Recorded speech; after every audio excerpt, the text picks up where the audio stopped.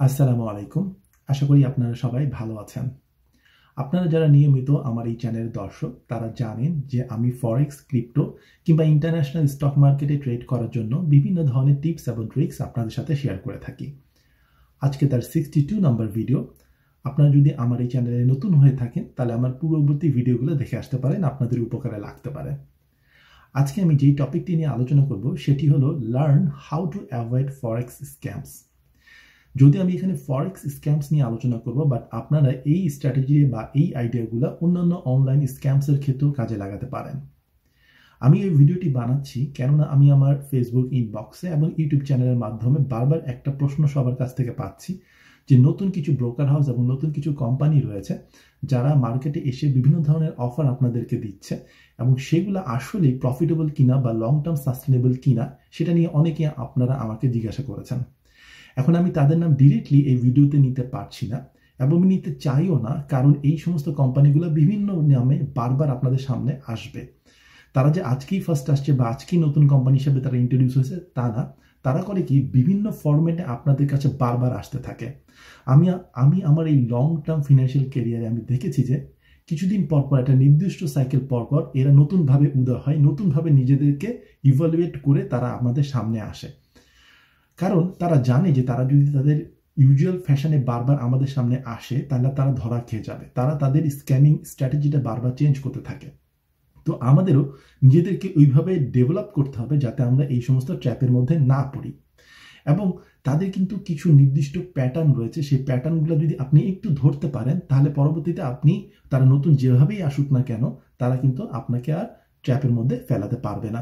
তো আমি সিম্পল কিছু জিনিস একটা কমন সেন্স দিয়ে আপনাদেরকে বুঝিয়ে দেওয়ার চেষ্টা করব যে যেই সমস্ত কোম্পানিগুলো এসে আপনাদের সাথে স্ক্যাম করার চেষ্টা করে বা যেখানে সাস্টেনেবিলিটি ফ্যাক্টরটা একটু কম রয়েছে, যে লং টার্ম এইভাবে টিকে থাকা যায় না, এই কোম্পানিগুলো টিকে থাকতে পারে না, সেই কোম্পানিগুলো যদি আপনারা একটু আইডেন্টিফাই করতে পারেন তাদের সাথে ইনভেস্ট না করে আপনারা একটু নিজের বুদ্ধি খাটিয়ে যেখানে সাস্টেনেবল হবে লং টার্ম টিকে থাকা যায় সেখানে ইনভেস্ট করতে পারেন।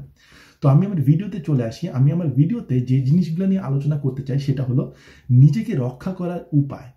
এই উপায়গুলো কি? এই উপায়গুলো কিন্তু খুবই জেনারেল এবং সবাই আমরা জানি, বাট আমরা বারবার ভুলে যাই যে কিভাবে আমরা এটাকে ফরেক্স মার্কেটে কিংবা অনলাইন স্ক্যামার আইডেন্টিফায়ার ক্ষেত্রে এগুলোকে কাজে লাগাতে পারি। ফর এক্সাম্পল, প্রথম যে পয়েন্টটা সেটা হলো অবাস্তব প্রতিশ্রুতি থেকে সাবধান। আমরা কিন্তু সবাই জানি যে এই কথাটা, যে কেউ যদি আপনাকে এসে অবাস্তব কোনো প্রতিশ্রুতি দেয়, যে বলে যে আপনাকে মান্থলি এত % রিটার্ন দেবো, যে রিটার্নটা একটা অবাস্তব কল্পনা, সেখানে কিন্তু আপনি সহজে আইডেন্টিফাই করতে পারেন এই কোম্পানিগুলো লং টার্মে আপনাকে টিকে থাকতে দিবে না মার্কেটে, অথবা তারা আপনার প্রফিটগুলোকে নিয়ে বা আপনার ডিপোজিট মানিগুলোকে নিয়ে কেটে পড়তে পারে। তো এই অবাস্তব প্রতিশ্রুতিগুলা আগে একভাবে আসতো, এখন অন্যভাবে আসে। কিভাবে আসে আমি জাস্ট একটা এক্সাম্পল দিই। আগে যেটা বলতো তারা যে আমি আপনাদেরকে মান্থলি 100% প্রফিট দিব। তো এখন মানুষজন অনেক স্মার্ট হয়ে গেছে, তারা বুঝে গেছে যে 100% বা 50% প্রফিট মান্থলি জেনারেট করা সম্ভব না, কিংবা কোনো কাজ না করে এই প্রফিটটা শর্টকাটে জেনারেট করা কখনোই সম্ভব না। এখন তারা করেছে কি, এই প্রতিশ্রুতিগুলো অন্যভাবে দেয়। কিভাবে দেয়? তারা প্রথমে বলে যে আপনারা যদি আমাদের এই অ্যাকাউন্টে এই কোম্পানির ব্রোকারে বা এই কোম্পানিতে অ্যাকাউন্ট খুলেন, দেন তারা এখানে কিছু বাজওয়ার্ড ইউজ করে। এই বাজওয়ার্ড ইউজ করে কিন্তু এখনকার ট্রেন্ড না। ফর এক্সাম্পল, এখনকার বাজওয়ার্ড কি? আর্টিফিশিয়াল ইন্টেলিজেন্স ইউজ করা, মেশিন লার্নিং ইউজ করা, ঠিক আছে, রোবট ইউজ করা, ঠিক আছে।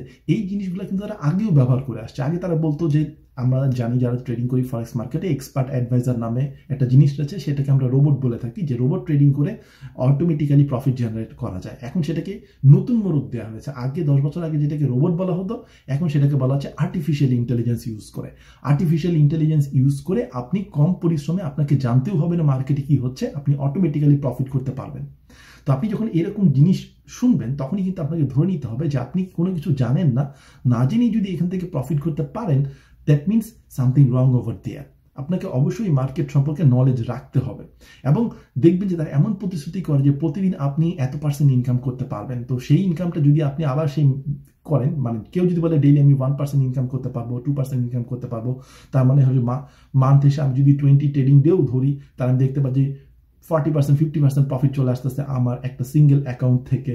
এবং সেটা যদি আদৌ পসিবল হতো তাহলে যারা আপনাকে এই অফারটা দিচ্ছে তারাই সেই থেকে কাজে লাগিয়ে তারা সেই পরিমাণ বিত্তবান হয়ে যেতে পারতো। ডেফিনেটলি তারা হতে পারছে না বলেই কোনো না কোনোভাবে আপনাদের কাছ থেকে সেই টাকাটা হাতিয়ে নেওয়ার চেষ্টা করছে। সো এরকম কেউ যখন অবাস্তব প্রতিশ্রুতি দিবে, আমার সাজেশন থাকবে আপনারা সেটাকে অ্যাভয়েড করার চেষ্টা করেন। আপনারা কখনোই এটা ভেবেন না যে প্যাসিভ ইনকামে আপনি শর্টকাটে ইনকাম করতে পারবেন। প্যাসিভ ইনকামে আপনি শর্টকাটে কখনোই ইনকাম করতে শর্টকাটে কখনোই হিউজ প্রফিট জেনারেট করতে পারবেন না। সেকেন্ড একটা জিনিস আপনারা খেয়াল করবেন, চাপের মধ্যে কখনো বিনিয়োগ করবেন না। এই সমস্ত যারা স্ক্যাম করে তারা দেখবেন যে আপনাদেরকে তারা ফোমো, যেটা ফিয়ার অফ মিসিং অপরচুনিটি, সেটা দিয়ে সবসময় প্রেসারাইজ করার চেষ্টা করে। কারণ এই টাইপের স্কিমগুলো হয়ে থাকে পিরামিড স্কিম। এটা কিন্তু একটা প্যাটার্ন যে পিরামিড স্কিম তারা ইউজ করবে, বাজওয়ার্ড তারা ইউজ করবে, এই ইউজগুলো করেই কিন্তু আপনাকে ট্র্যাপ করবে। এবং তারা করতে চাবে কি, যত তাড়াতাড়ি সম্ভব আপনাকে অ্যাজ এ ক্লায়েন্ট তার আন্ডারে নেওয়ার চেষ্টা করবে, তার পিরামিড স্কিমের আন্ডারে নেওয়ার চেষ্টা করবে। আপনার উদ্দেশ্য থাকবে বা আপনার টার্গেট থাকবে বোঝা যে আসলে কি তারা আমাকে জোর করে নিয়ে যাচ্ছে নাকি তারা আমাকে বোঝানোর চেষ্টা করতেছে। আপনি যদি দেখেন যে না, তারা আপনাকে চাপ প্রয়োগ করে বারবার বলার চেষ্টা করতেছে আপনি ডিপোজিট কিনেন, একটা প্যাকেজ কিনেন, আমার আন্ডারে অ্যাকাউন্ট খুলেন, আপনার সুবিধা হবে, তার আন্ডারে অ্যাকাউন্ট খোলাও যা, অন্য আরেকজনের আন্ডারে অ্যাকাউন্ট খোলাও কিন্তু তারা আপনাকে বোঝানোর চেষ্টা করবে যে আপনার আন্ডারে অ্যাকাউন্ট খুললে তারা আপনাকে অনেক সুবিধা দিবে, টেলিগ্রাম অ্যাকাউন্টের কথা বলবে, তারা আপনাকে পার্সোনাল ট্রেনিং এর কথা বলবে। বাট আপনি যখনই টাকা ডিপোজিট করবেন তখন আপনারা দেখতে পাবেন যে সেই সমস্ত কোনো ফ্যাসিলিটি হয়তো বা আপনারা পাচ্ছেন না। এখন কেউ যদি রিয়েলি আপনাকে সেই সমস্ত অপরচুনিটি দিয়ে থাকে তাহলে তারা ভালো পার্সন, তাদের সাথে আপনারা থাকতে পারেন। বাট দেখবেন যে বেশিরভাগ ক্ষেত্রে এরা হলো এই টাইপের স্ক্যাম করে থাকে। তাই আপনি জেনে শুনে তারপরে আপনি আপনার ইনভেস্টমেন্ট ডিসিশনটা নেবেন। এবং একটা জিনিস সব থেকে ইম্পর্টেন্ট, যেটা যখনই আপনি কোনো কোম্পানির নাম শুনবেন আপনি তার নিয়ন্ত্রক অবস্থা, যে সমস্ত রেগুলেটরি অথরিটি দ্বারা এগুলো মনিটর হয় সেগুলোকে নিয়ে একটু রিসার্চ করবেন।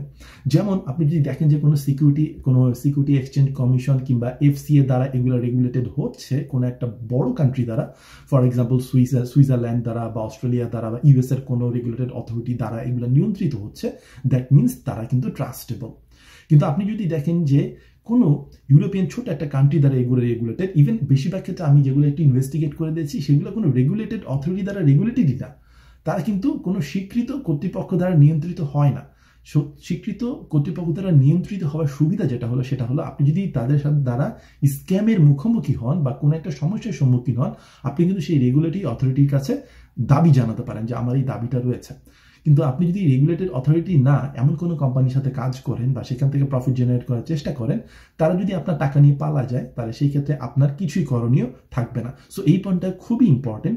আপনি আগে দেখবেন যেই কোম্পানি হোক না কেন, এ বি সি ডি, যে কোনো কোম্পানি যখনই আপনাকে কোনো স্কিমের কথা বলবে যে আর্টিফিশিয়াল ইন্টেলিজেন্স ইউজ করে আপনি এত % মার্কেটে প্রফিট করতে পারবেন, সেখান থেকে আপনি ইজিলি রেভিনিউ জেনারেট করতে পারবেন, তাহলে তার আগে দেখবেন যে সেই কোম্পানিগুলো কোন রেগুলেটেড অথরিটি দ্বারা নিয়ন্ত্রিত।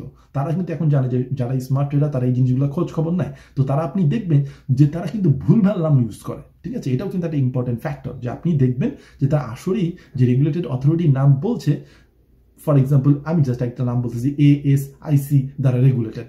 এখন ASIC দ্বারা রেগুলেটেড বললেই যে সেটা কি সেটা আপনি জেনে গেলেন তা না, আপনি আগে যে দেখবেন যেটা কি আসলেই অস্ট্রেলিয়ান সিকিউরিটি এক্সচেঞ্জ কমিশনের দ্বারা নিয়ন্ত্রিত, ইন্স্যুরেন্স কোম্পানি দ্বারা নিয়ন্ত্রিত, নাকি এটা হাবিজাবি একটা নাম বলে দিচ্ছে। আপনি দেখবেন যে বেশিরভাগ ক্ষেত্রে ইনভেস্টিগেশন করতে গেলে এইগুলা আপনি দেখতে পাবেন যে ভুয়া কোনো একটা জায়গার নাম নিয়ে বা ছোট ছোট কোনো ইউরোপিয়ান কান্ট্রি বা অন্য কোনো জায়গার নাম নিয়ে তারা কিন্তু এই কাজগুলো করছে।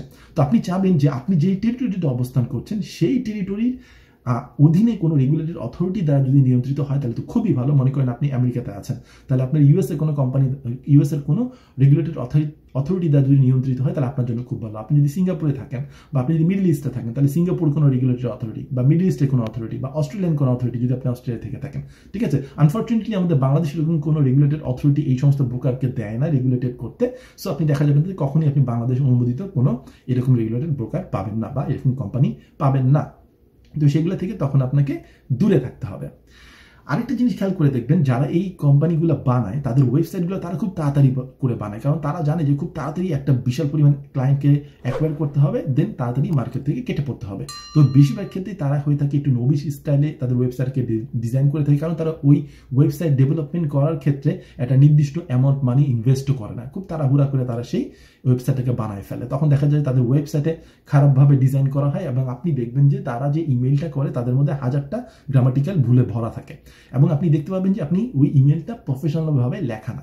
সো আপনি যদি একটু চেক করে নেন যে আসলে কি এটা আসলেই রিয়েল ওয়েবসাইট কিনা, এবং আপনি এটাকে ইমেল দ্বারা বা তাদের কমিউনিকেশন দ্বারা কোনো বড় কোম্পানি, কোনো ফর এক্সাম্পল বাইন্যান্সের মতো কোম্পানি কখন আপনাকে নর্মালি হোয়াটসঅ্যাপে এসে আপনাকে জিজ্ঞেস করবে না যে ভাই আপনি আমার সাথে কাজ করবেন কিনা, ঠিক আছে? তারা করে কি, এই বাইন্যান্স নামক বড় বড় কোম্পানিগুলোকে নাম ইউজ করে দেখায় যে এই ওয়ালেট থেকে আপনার ওয়ালেট টাকা ডিপোজিট হচ্ছে, আবার এখান থেকে উইথড্র হচ্ছে, এবং দেন তারা করতেছে কি আপনাকে কনভিন্স করার চেষ্টা করছে। তো আপনি যখন বাইন্যান্স দিয়ে সার্চ করতে যাবেন তখন দেখবেন যে এটা তো আসলে একটা বড় ব্রোকার, বাট যখন আপনি দেখতেছেন তারা কিন্তু আপনার ওই নামটা ইউজ করছে।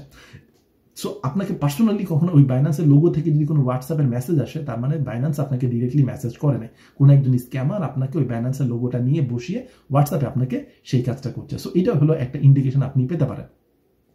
আরেকটা যে জিনিস বলবো সেটা হলো যে যখন আপনি ইনভেস্ট করবেন তখন আপনাকে মাথায় রাখতে হবে যে একটা ভালো জিনিসের সন্ধান পেলেন, আপনি হুড়মুড় করে সব টাকা সেই ওয়েবসাইটে বা সেই কোম্পানির পিছনে ঢালবেন না, কারণ সেই কোম্পানি যদি ভুয়া হয় তাহলে আপনার পুরো টাকাটাই মারা খেয়ে যাবে।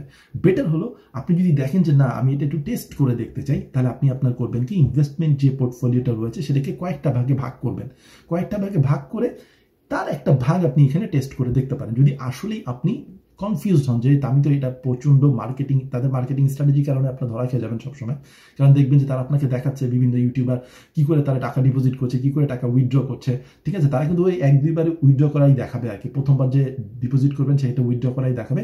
তারা কিন্তু যখন আপনি বড় অ্যামাউন্ট ডিপোজিট করবেন সেটাকে উইথড্র করার কখনই আপনাকে দেখাবে না। আপনি দেখবেন যে আপনার 100, 200, 300 ডলারের আপনার উইথড্র করা দেখাচ্ছে, কখনোই 10,000, 5,000, 50,000 এরকম ডলার উইথড্র করা আপনাকে দেখাবে না। এই সমস্ত কোম্পানিগুলো করে কি আপনাকে প্রথমভাবে কনভিন্স করার চেষ্টা করে, কনভিন্স করে নিয়ে যখন আপনি কনভিন্সড হয়ে যাবেন, আপনি দেখতেছেন যে আপনি 500 টাকা ডিপোজিট করছেন, সেখান থেকে আপনি 1000 টাকা বানাতে পারলেন, তো ওই 1000 টাকা বানানোর লোভ থেকে আপনি করবেন কি, তখন 500 জায়গায় 5,000 টাকা ডিপোজিট করবেন বা 50,000 টাকা ডিপোজিট করবেন, তখন দেখা যাবে যে আপনি ওই ধরাটা খেয়ে যাচ্ছেন। আপনি করবেন কি, যদি আসলে রিস্ক নিতে চান, আপনার যদি মন নাই মানে, আপনি যদি দেখেন যে আপনার সবাই আশেপাশের লোকজন প্রফিট করছে কিন্তু আপনি প্রফিট করতে পারছেন না, তখন আপনি একটু বুদ্ধিমানের মতো করবেন কি, আপনার ইনভেস্টের একটা রিস্ক পার্সেন্টেজ তার জন্য বরাদ্দ করবেন, এবং সেখানে দেখবেন আগে যে হ্যাঁ আমি সেখান থেকে আসলে কন্টিনিউয়াসলি প্রফিট করতে পারছি কিনা। এবং আপনার স্ট্র্যাটেজিটা এরকম থাকবে, যে টাকাটা আপনি ডিপোজিট করেছিলেন, মনে করেন 100 টাকা আপনি ডিপোজিট করেছিলেন, ওই 100 টাকা যখন প্রফিট হয়ে যাবে, ফর এক্সাম্পল ওই মূলধনটা আপনি তুলে নেওয়ার চেষ্টা করবেন, যত তাদের আপনি মার্কেট থেকে মূলধনটা তুলে নেবেন, দেন যে প্রফিটটা করেছেন ওর মাধ্যমে সেই প্রফিট দিয়ে যদি তারা আপনি প্রফিট করতে পারেন আরো, ঠিক আছে, তাহলে দেখা যাবে যে ওইটা যদি আপনার পুরো টাকাটা নিয়ে চলেও যায় তাহলে আপনার কোনো লস নেই, কারণ আপনি যে মূলধনটা ইউজ করেছিলেন সেটা আপনি আগেই উইথড্র করে নিয়েছিলেন, ঠিক আছে? আর এখানে আরেকটা জিনিস মাথায় রাখবেন, এটা যে জিনিসটা করে সেটা হলো যে আপনার ট্রানজ্যাকশন ফি, ঠিক আছে? আপনি যখন এক ওয়ালেট থেকে আরেক ওয়ালেটে ট্রানজেক্ট করছেন তখন কিন্তু একটা হিউজ অ্যামাউন্ট তারা কেটে নেয়। আপনাকে বলবে যে আপনি $30 ডিপোজিট করেন, তখন আপনি ডিপোজিট করে দেখবেন যে আপনার $28.2 ডিপোজিট হয়েছে, বাকি টাকা কই? বাকি টাকাই কিন্তু তারা কমিশন হিসেবে রেখে নিচ্ছে ওই সমস্ত কোম্পানিগুলো। তো এরকম করে যদি প্রত্যেকের কাছ থেকে যদি $2 করে তারা কাটতে থাকে, তাহলে দেখা যাবে হিউজ একটা ট্রাঙ্ক তারা কি করতেছে, বাইন্যান্স থেকে তাদের ওয়ালেটে এবং ওই ওয়ালেট থেকে বাইন্যান্সে নিয়ে যাওয়ার জন্য দুই পক্ষই, বাইন্যান্স তো বাধা দিবে না, কারণ বাইন্যান্সের তো লাভ হচ্ছে আপনি যখন এক জায়গা থেকে আরেক জায়গায় টাকা ট্রান্সফার করছেন। সো এই জিনিসগুলো যদি আপনি মাথায় রাখতে পারেন তাহলে আপনি বুঝতে পারবেন যে কোন কোন কোম্পানিগুলো আপনার সাথে স্ক্যাম করার চেষ্টা করতেছে, বিশেষ করে ফরেক্স মার্কেটে, ঠিক আছে? ফরেক্স মার্কেটে যেটা হয়, একটা নির্দিষ্ট সাইকেল পরে এরকম স্ক্যামারদের উদ্ভব ঘটে, ঠিক আছে? এবং দেখা যায় যে তারা বিভিন্ন নামে আসে, একবার এই নামে আসে, একবার এক্স নামে আসে, তো একবার ওয়াই নামে আসে, ঠিক আছে? এটা যে নতুন তা না, এটা আমরা সেই যারা জানি যে 10 বছর ধরে মার্কেটে আসি তারা দেখতে পাবেন যে 10 বছরের একটা সাইকেলে এটা বারবার এরকম করে আসতে থাকে, একবার ফরেক্স মার্কেটে আসবে, একবার ক্রিপ্টো মার্কেটে আসবে, একবার রিয়েল এস্টেট মার্কেটে আসবে, সো এরকম স্ক্যামাররা আসতেই থাকে। বেটার হলো আপনি যদি দেখেন যে আপনার কাছে এমন একজন মানুষ রয়েছে যে যার এই সম্পর্কে নলেজ রয়েছে, তার সাথে একবার পরামর্শ করে নিন যে আমি যে এই টাকাটা ডিপোজিট করতে যাচ্ছি এটা কি আদৌ আমার জন্য এটা ফিজিবল হবে কিনা, আদৌ কি এটা আমার জন্য রিয়েলিস্টিক কিনা। এটা যে আপনার ফরেক্স রিলেটেড কোনো ব্যক্তি হতে হবে তা না, যারা অনলাইনে ফ্রিল্যান্সিং এর কাজ করছে এরকম অনেক লোক আছে যারা অনেক এক্সপার্ট, তাদের সাথে কথা বলে দেখেন, তারা যদি আপনাকে বলে যে হ্যাঁ ঠিক আছে তাহলে এখানে ইনভেস্ট করে দেখো, কারণ অনলাইনে শুধুমাত্র ফরেক্স না অন্যান্য জায়গাতেও বিভিন্ন ধরনের স্ক্যাম হচ্ছে।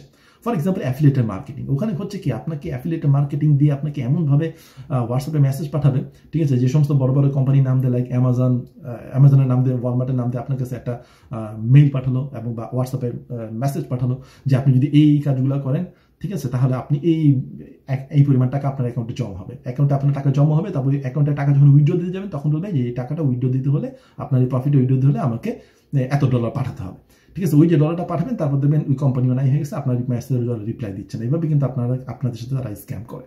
তো এই সমস্ত অন্যান্য লাইনে যারা স্ক্যামার শিকার মানে স্ক্যামিং এর শিকার হয়েছে অন্যান্য লোকদের সাথে আপনার পরামর্শ করে তাদের জ্ঞানটাও আপনারা নিতে পারেন।